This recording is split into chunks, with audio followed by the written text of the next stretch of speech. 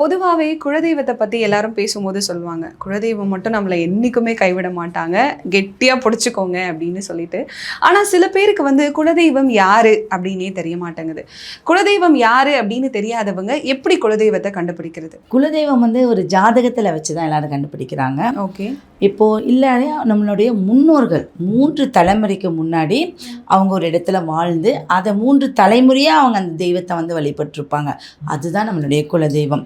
அப்போ நம்ம முன்னோர்கள் என்ன மாதிரி நம்மளுக்கு சொல்லி கொடுக்குறாங்களோ அதை பின்பற்றி வர்றது தான் குலதெய்வ வழிபாடு.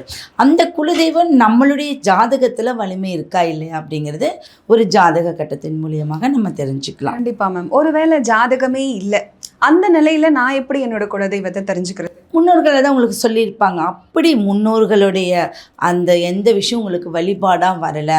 இப்போ ஒரு ஸ்டாப்பிங், இப்போ வந்து நான் என்னுடைய அப்பா, அவருடைய அப்பா வரைக்கும் அது தன்னுடைய மகனுக்கு சொல்லாமே இருந்திருப்பாங்க, ஏதோ ஒரு வழிபாடு செஞ்சிருப்பாங்க. அப்போ தன்னுடைய அப்பாவுக்கும் அது தெரியாது. அப்போ தெரிஞ்சாதானே தன்னுடைய மகனுக்கு சொல்லுவாங்க.